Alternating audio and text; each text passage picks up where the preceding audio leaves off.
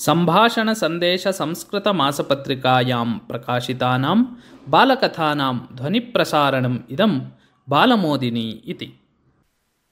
अपूर्वः अभ्यासक्रमः। संगीतक्षेत्रे करीमखानवर्यः सुविख्यातः। इम्तियाज अहमद्वर्यः गानसमये वाद्यवादनेन करीमखानवर्यस्य साहाय्यं करोति स्म। एकदा रेल्वेस्थानके करीमखानवर्यस्य कण्ठस्वरानुकारि सुमधुरं गानं तेन श्रुतम्। इम्तियाजवर्यः स्वरम् अनुसरन् तस्यां दिशि अगच्छत्। तत्र कश्चन तरुणः गाने लीनः आसीत्। तस्य कण्ठमाधुर्यं दृष्ट्वा इम्तियाजवर्यः नितरां सन्तुष्टः। सः तस्य तरुणस्य पार्श्वे उपविश्य वाद्यवादनम् आरब्धवान्। तरुणेन अनेकानि गीतभजनादीनि गीतानि। सङ्गीतसुधावर्षणमेव प्रवृत्तं तत्र।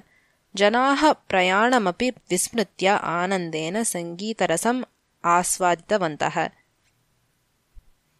गानकार्यक्रमस्य अनन्तरम् इम्तियाजवर्यः तं तरुणम् अपृच्छत्, भोः, करीमखानवर्यस्य सङ्गीतकार्यक्रमेषु अपि बहुत्र भवान् मया दृष्टः।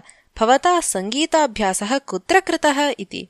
तदा सः तरुणः अवदत्, करीमखानवर्यस्य ध्वनिमुद्रिकाः श्रुत्वा सङ्गीताभ्यासः कृतः मया। करीमखानवर्यस्य सर्वाणि गीतानि अपि गातुं शक्नोमि अहम् इति। तदा इम्तियाजवर्यः तं तरुणं करीमखानवर्य समीपम् अनयत्। तस्य तरुणस्य गानं श्रुत्वा करीमखानवर्यः अपि नितरां सन्तुष्टः। उत्कृष्टं गानं तव, सुमधुरः कण्ठः, श्लाघ्यः परिश्रमः, तव गुरुः कः इति अपृच्छत् करीमखानः। उस्ताद् खान् साहेब् करीमखानवर्यः एव मम गुरुः इति अवदत् सः तरुणः। मया त्वं कदापि न पाठितः एव।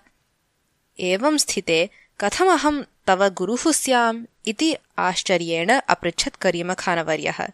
तदा इम्तियाजवर्यः अवदत्, तत्र भवतः ध्वनिमुद्रिकां श्रावं सङ्गीताभ्यासः कृतः अस्ति अनेन।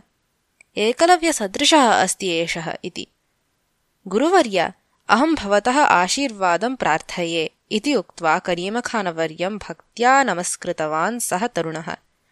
तं प्रीत्या आलिङ्ग्य आशिषा अनुगृह्य, भोः, तादृशस्य गुरुत्वं प्राप्तुमपि पुण्यफलम् आवश्यकम् इति उक्त्वा करीमखानवर्यः अपृच्छत्, भोः, तव नाम किम्? कुन्दनलालसैलगः इति मम नाम इति अवदत् सः तरुणः। साधु, सम्यक् अभ्यासं कृत्वा प्रगतिं ख्यातिं च प्राप्नुहि इति हार्दम् अवदत् करीमखानवर्यः। सः कुन्दनलालसैलगवर्यः एव भाविनि काले चलनचित्रगायकत्वेन चित्रनटत्वेन च ख्यातः अभवत्।